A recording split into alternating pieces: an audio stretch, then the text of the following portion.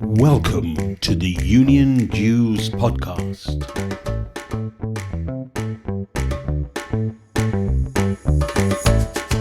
The UK's only all things union show.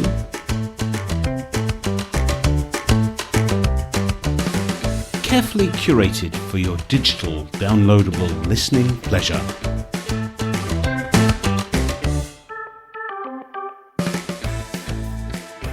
Hello everyone, and welcome to UnionDues, the UK's only all things union podcast. My name's Simon Sapper, and you're very welcome to today's show. Our featured guest this time round is sometimes described as the last man standing when it comes to industrial correspondence in Britain. At one point, no self-respecting national or regional newspaper wouldn't have an industrial correspondent and an industrial editor as well. That's all long gone. And we'll hear from Alan Jones about his long and distinguished career, mostly working for the Press Association, or PA. It's a fascinating tour through the industrial landscape and history of our country, with Alan describing how covering labour disputes and labour issues was just a natural run-of-the-mill thing for him working on a local paper in North East Wales. How his arrival at the Press Association coincided with the wave of strikes known now as the Winter of Discontent in the late 70s, and how the miners' strike in 1984 to 1985 was a pivotal moment in terms of labour reporting. You'll also hear why he regards much of current reporting on trade unions as appalling, that's a quote by the way, and how his biggest story was not actually something on the union front, but his dealings with Julian Assange, the journalist and campaigner most closely associated with WikiLeaks, as he sought refuge in the Ecuadorian embassy in London. If you're at all interested in industrial reporting, in journalism generally, in our social history, and of course how unions engage with the press, this is a discussion you will not want to miss. But first of all, let's start off with Professor Mel Simms' Thought for the Week. This time round, Mel is reflecting on exactly how deep we need to dig to protect democracy and our rights at work, and just why engagement with the media and social discourse is so important.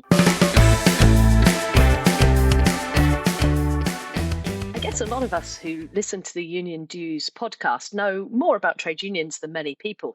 And I don't know about you, but I've spent a lot of time over the past couple of years explaining a lot of things about industrial relations to journalists, HR managers, as well as members of the public and my family and friends. On one level, I'm delighted that people are finally interested in important questions about how collective bargaining works, how the UK laws around industrial action have changed how unions build for strikes, and broader questions around democracy at work. But the lack of knowledge is truly remarkable, and it worries me for a number of reasons. One is that the general quality of public debate is really weaker than it should be. On a really basic level, for example, too many people don't realise that, in the UK at least, when workers take strike action, they don't get paid. And that matters to how people understand the risks that workers are taking when they vote to take collective action. But the lack of knowledge is more embedded than that. Many HR managers have had no reason to need to learn about industrial relations or collective dispute resolution. Even in unionised sectors and organisations, many HR specialists have relatively little experience of strike action, although that might have changed in recent years. Along with other colleagues, I've done webinars and training sessions for HR professionals, journalists, advisors, and others. And I've even occasionally had a politician get in touch to ask me to explain something to them, which is great, but it does little to increase the overall level of understanding in the wider population. That's a far wider collective job. Good media reporting with the kind of specialist skills discussed in this episode can go a really long way to explaining things clearly to non-specialist audiences.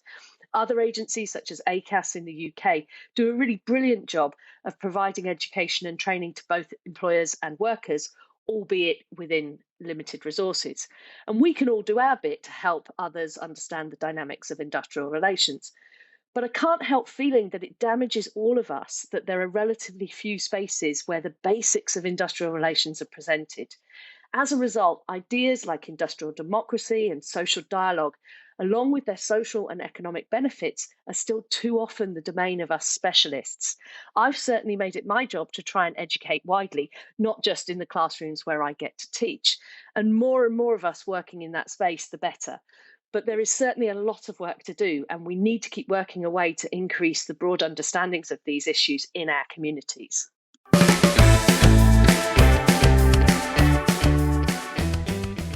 Thank you so much, Mel. I couldn't agree more with every word of that contribution. The bizarre things that all of us who are active in unions get asked about, why strikes happen, about the mythical powers of general secretaries to just cause industrial havoc with a click of their fingers, about the legal framework within which unions have to operate.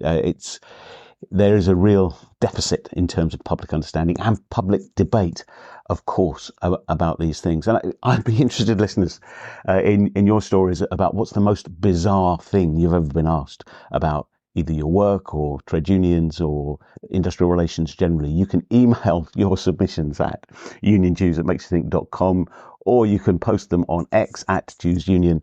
Love to hear what you think on this one. Now, to our featured guest for this episode, Press Association's Alan Jones. Deservedly, universally respected, I think, and admired for the tenacity and the consistency of his reporting. It was a great pleasure to squeeze myself into his crowded schedule, and I hope you enjoy the discussion that follows.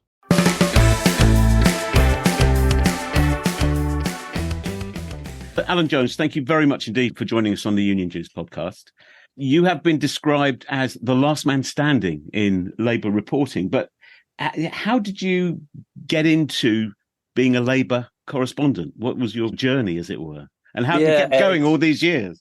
It's a very long journey, so you'll have to forgive me if my memory fade. But, I do trace it back genuinely to my kind of roots. I grew up in northeast Wales, a very industrialised area, very Labour family, always voted Labour, always bought the Daily Mirror, didn't know anything other. All my friends, family, there were no, I don't think there were any Conservative councillors, and I never met anybody who was a Conservative, let alone who voted a Conservative. So that's how I grew up. And when I started, and I got no idea why I wanted to be a journalist, by the way, I didn't know any journalists.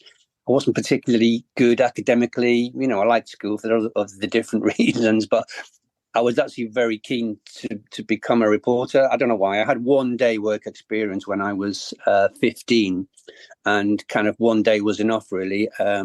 Kept going back to that paper in school holidays. Eventually started work there, covering very hard, covering industrial stories, mixing with trade union leaders, local Labour politicians who ran the councils, quite not corrupt exactly, but not particularly nicely sometimes. So, it was just wasn't anything out of the ordinary for me. What was out of the ordinary was when I first met a Conservative councillor, one councillor on a council in northeast Wales. As I said, I just never come across them before. So I used to physically go to these big factories, Shotton Steelworks, literally every couple of days to meet people. Went to the trade union office. The trade union officials were very important. I still remember Jack Jones, the former Transport and General Workers Union legendary leader, arriving for a visit at Shotton Steelworks not long after I'd started work. And it was almost like a royal visit, unbelievable. All the bosses were in awe of this man. So that was the kind of era I grew up in, very strong trade unions nationally, very strong trade unions locally. So it was natural when I went to Press Association that's an area I kind of went into fairly quickly, because there was a lot of industrial news around when I joined PA, late 70s, early 80s. Yeah, sure. It was a sign of the times, I guess, wasn't it? Unions were much greater stakeholders then than perhaps they are now. What was your approach in kind of establishing and maintaining good relations with unions, and who have been the best and the most challenging to work with, if not by name, then by issue? To be honest, I think I get on with anybody, because obviously Press Association being very fair and neutral, we have to have every side to every story. So any story I cover, so the strikes for the last year, obviously the big rail strikes, I have to make sure I can speak to rail bosses just as easily as I can speak to Mick Lynch, and I do, and I always have, actually. And I don't know, it's not a strength. I think it is one of my strengths that I'm easy talking to a chief executive as I am to a general secretary of a trade union. But it's something I think is very important, certainly for PA. And, vast majority of union officials at any level I've ever spoken to have been very easy to get on with, very helpful, increasingly difficult for them to get their story out. Yeah. So I kind of almost think, it's one of the reasons I've stayed doing this job for so long is that, I can't say on behalf of PA, but on behalf of me, some of the coverage trade unions have got, certainly since the miners' strike, the miners' dispute, which I think was the kind of when unions started to wane in power and interest in the media. Some of the coverage has been appalling, really. So, it's a joy in a way for me to speak to union officials every day, as I do, and to try and put forward, what they're doing, because, as I said, vast majority of them are hardworking. I think they're the most underpaid, all these ludicrous stories about how Len McCluskey was given a pension, when he left. They're just ridiculous, really. They're very, very, very hardworking people. I can't say I've ever come across anyone who's really annoyed me or who I've thought is incompetent. Obviously, you get some, I suppose Arthur Scargill would be the classic, who didn't speak to the press, didn't like the press, probably for good reasons as far as he saw it, but was very arrogant, rude, wouldn't even speak to people like me, who wanted to give him a fair hearing. And I know there are union officials even around today who don't trust the media, will not speak to the media, and probably won't even trust me. So that that's a bit frustrating, but it is very, very small number, I think. Yeah, but why do you think it is? Do you think it is important to maintain a specific journalistic focus on the union world? And if it is, can it survive? I think it's massively important. The strikes of the last 15 months now have really brought it into focus. Yes, I have been described as the last man. I probably am, in terms of national newspapers. The Daily Mirror haven't had anybody for years covering trade unions, for example. The Guardian haven't. No. The BBC only fairly recently appointed someone just to cover the strikes. Obviously, we've got papers like the Morning Star who, do cover it. But in terms of national coverage, I was the last one. And I think it's partly, as I said, since the miners' strike, unions were found it much more difficult to operate, really. All the rules that were brought in, all the laws that were brought in by Thatcher and kept by Blair, which are still a bone of contention, the hoops they have to jump through to have any kind of industrial action. But the importance of it, yes, it's, I've been asked about this a lot. If you're a specialist reporter, whatever speciality you are, crime, education, health, whatever, that's all you write about. You know as much as many, many people in the industry about what's going on. So as I said, I speak to everybody on all sides of any story I'm writing. So I'm able to write stories from every angle. If someone coming in who didn't know the background to a story, didn't know the importance of a certain official saying something, which was important, obviously it doesn't get reported as strongly as it does. And not having a group of correspondents covering an industry, I think, has totally shattered the way unions are perceived in the media. When I first started covering industrial stories in the 80s, the industrial group of reporters, it was the job of an industrial editor was the top job on every newspaper. And some papers, the Financial Times had 3 industrial reporters, an entire page every day just of union stories, if you like. And that slowly went downhill, slowly stopped. More subjects became more important. The city became much more important. Issues like the environment, and it was left. I think when the Daily Mirror got the last industrial reporter on the Mirror, when he left a few years ago, that really was it. I still go to union conferences, and it's basically me and the Morning Star. I suppose it's a bit of a chicken and egg situation, isn't it? What came first? With the industrial reporters group thinned out by natural wastage or more assertive behaviour by newspaper proprietors or editors, or did the union decline presage the thinning out of the industrial reporters? Because you're right. There's you, and the only other name I can possibly think of is Sarah O'Connor from the Financial Times. And she does she's an economics reporter. Absolutely, really. Yeah. So I don't know. I keep going back to the miners' strike because I think that was the kind of the time when the NUN was defeated, which it was. Once that happened, the biggest, strongest union in the country, taken on by the Conservative government and defeated. After that, legislation started to come in. Union membership started to fall. There was less interest generally in trade unions. Certainly less interested in newspapers. Rupert Murdoch started to have a bigger influence on the media. So all those things, I think, combined led to there being less and less interest. So yes, as industrial reporters either retired or moved to other subjects, they weren't replaced. The classic was a guy called Charlie Ray, who was the industrial editor on The Sun. So they became less interested in industrial stories. He became their royal editor, which was a kind of extreme example. But a lot of industrial correspondents I worked with in the 80s just basically retired or were made redundant because there was less interest in what they did. And yet now, as you say, in the last 12, 15, 24 months, there's been a resurgence of union activity. There's been a resurgence of interest in the media. Is it all about strikes, or do you think there's something else in the mix? I mean, it's been mainly about strikes, not just about strikes, but, actually, it's not just about strikes. Because I think this all started, kind of trace it back to Brexit, really, because obviously Brexit was hugely controversial, had a big impact on the world of work. So unions were kind of asked for their views on that. Then we had the pandemic, and people forget that unions were involved in drawing up the furlough scheme, for example. So the TUC heavily involved. So there was more interest in what unions thought and what they did. And then not long after that, all the strikes started. So June of last year was the first big RMT rail strike. Lots of issues coming together, inflation going way into double figures, cost of living crisis almost out of control.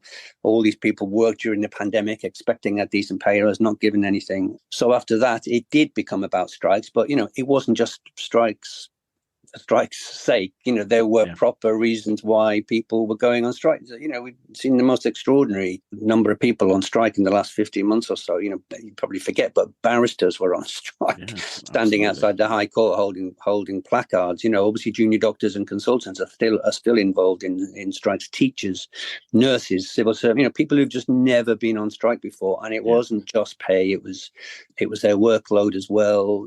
Kind of chickens coming home to roost, as a lot of the unions say. Paul Nowak, the TUC General Secretary, was asked about at their conference the other week what life would be like under Labour, and he was saying nobody expects things to massively change under Labour, but it would be a breath of fresh air for unions after 13 years of, in their view, being attacked by Conservative governments. Indeed.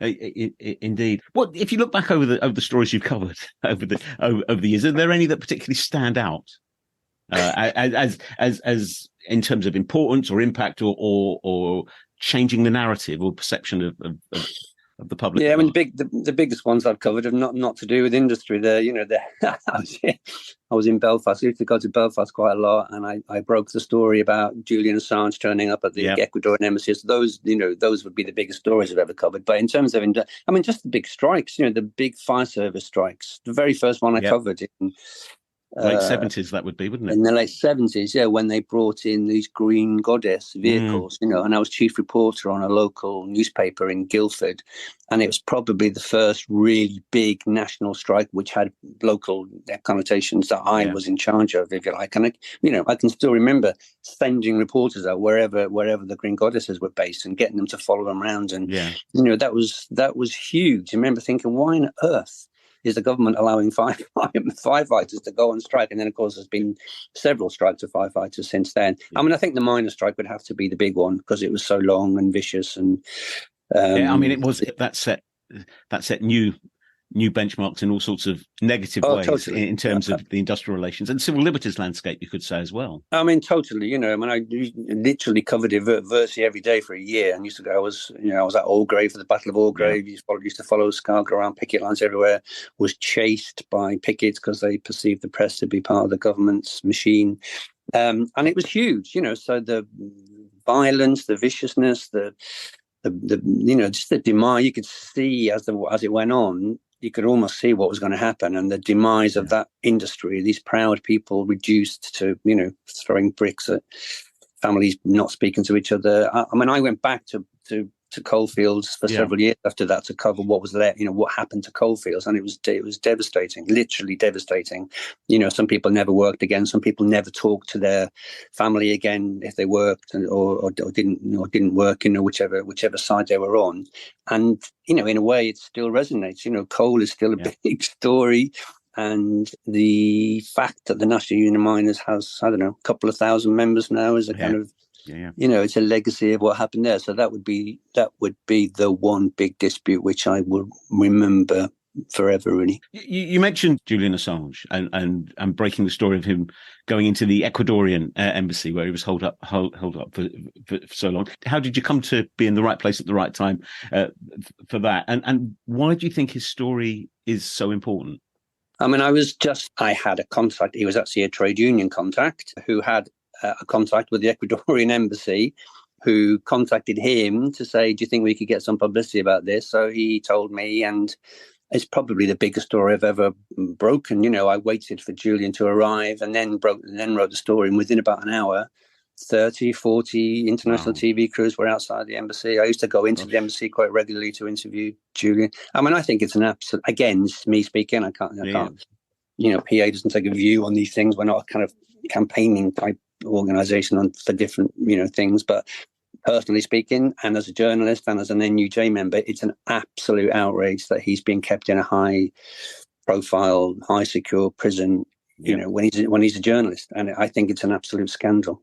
Absolute scandal. We're waiting for a date any day now, might even come today, when his final appeal may or may not be heard. And then after that, he'll be extradited to the United States and will probably spend the rest of his life in prison for being a journalist. I think it's an absolute outrage. Yeah, so the importance of the story is it cuts to the quick in terms of the fundamentals of journalism in a democratic and relatively free society. Yeah, totally. I keep saying if he was a British citizen in Iran or Iraq or something, we'd have stories every week here about the appalling treatment of a British citizen who was doing his job. Whatever you think about what he did, his argument, his supporters' arguments, every free speech organization in the world now supporting him. He was given information about what he did, where he perceived as war crimes, and published it.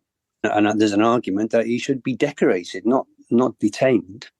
Do you feel almost like a sense of responsibility to, as well as reporting the facts and the development of the case and all the rest of it, but there's a responsibility to do what you can to keep this in the public purview? I do very much. I've met his wife Stella lots of times, and I ring her a lot. There was an event last Saturday which I wrote about and got coverage for. I do actually think it's important for me to keep the story, because I'm pretty sure that's one of the things the government wants, is for it to fade into the background and for him to suddenly disappear. And as I said, it's such an important story for me personally, but I think for journalists as well. The way he's being treated, it's just shocking. He's very sick. He's got 2 kids, and he's locked away 23 hours a day in a cell as if he's the most dangerous person in the country. I honestly think it's appalling. You mentioned how quickly the news spread, and it is noticeable that your footprint, as it were, as a journalist is very large, both in the UK and internationally, and that comes, I suppose, as a result of PA having a global reach. Is there a downside to those sort of news gathering and news sharing organisations? I mean, the downside is if you make a mistake, because it's then repeated in 500 and odd organisations, which obviously. I'm human, so I'm not going to say I never make mistakes. But yeah, the upside is incredible reach we have generally. But yes, me personally, because of what's been happening, has been quite phenomenal. Really, I get a bit twitched sometimes. If a PR sends me a note saying, "Oh, thank you so much for that story. We had 537 hits." Thinking, "Oh my God!" The number of people using my stories, A, is wonderful. But as I say, B, if there was an issue. I'm not sure there is a downside, really. I mean, we don't do a lot internationally. I mean, the Assange thing is probably the biggest one I've ever done, which was, we sold out literally around the world. I was interviewed by Australian media, you name it, really. But we're very much UK focused. And because the way the media has kind of moved on, we get more stories now, I think, published in all kinds of places. So online is massive.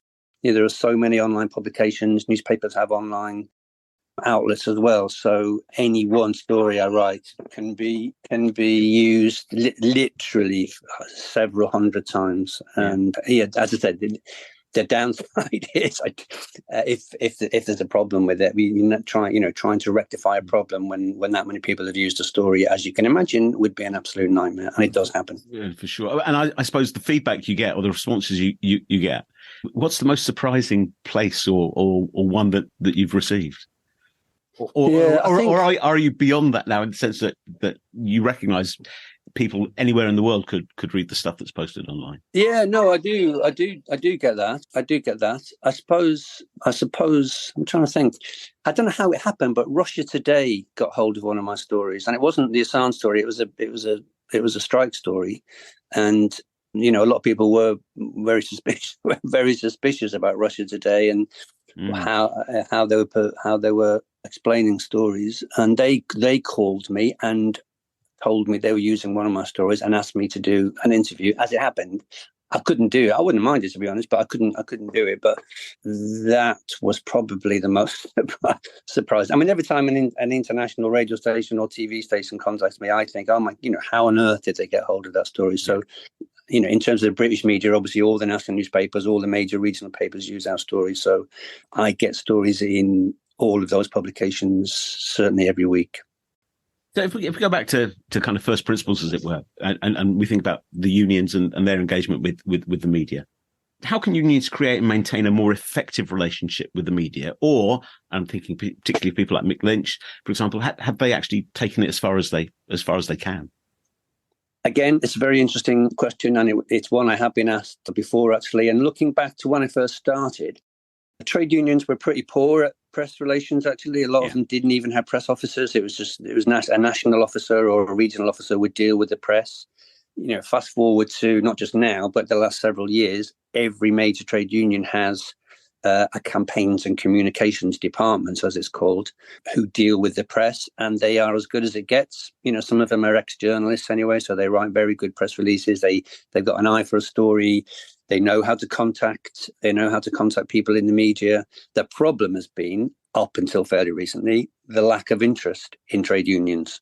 So I don't blame unions at all. I think they've kind of changed a lot in terms of their media relations. And in terms of Mick Lynch, he's really raised the bar, I think, on how to treat the media and how to give media interviews. A lot of the interviews he's given been quite aggressive, attacking him and throwing out facts which aren't facts. And he's just been great. A lot of other union leaders are in awe of him, really. He's become a bit of a hero. A joy to watch. Yeah. Yeah, but he's open, he's honest, he's a bit of humour. He knows his subject, which is the most important thing, I think. He doesn't lie, and he just comes across really well. And even people, what he told me, he was walking in the city a few months ago, and city gents were coming up to him, shaking his hand, and saying what a good job he was doing. People who wouldn't normally support the RMT union anyway. Brilliant, Alan. Thank you so much. It's been great chatting with you, and long may your contributions continue to enliven, inform, and educate. Thank you very much. Well, that's very kind. Thanks for asking, Simon. All the best. Thank you.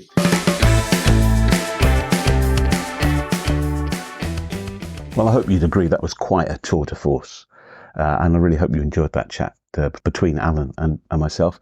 As ever, if you want to follow up on any of the things that we discussed, you want links to some of the stories on Julian Assange or the miners' strike or any of those sort of things, you can head over to the makesyouthink.com website. There's a companion blog there with links, signposting, all the background information you need. That's makes-you-think.com.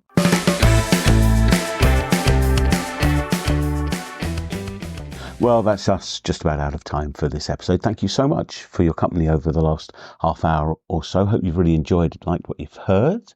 And thanks to those of you who've made contact with the show following our last episode to let you know how much you enjoyed that and what you thought of it as well. You can comment on the show, get in touch with us by email at UnionDues@makesyouthink.com. You can contact us via X at DuesUnion. We'd love to hear your views, what you think is good about the show, ways in which we could be even better, if that's possible at all, of course. And also, if you could share, review, subscribe on the podcast platform of your choice, and a 5-star rating never goes amiss at all, that would be hugely appreciated. Thank you so much in anticipation for that. UnionDues is part of the Labour Radio Podcast Network. That's labourradionetwork.org. a portal through which you can access over 200 union-themed local radio shows and podcasts, labourradionetwork.org. We'll be back in a couple of weeks when our featured guest next time will be Unions 21 Executive Director Becky Wright to tell us why and how the organisation is celebrating its 30th birthday in some style. So until then, let's take good care of each other. Let's work together. Solidarity and support to all those struggling to defend their rights or improve their terms and conditions. Thanks again for listening. I've been Simon Sapper, and I'll see you on the next edition of UnionDues. Bye for now.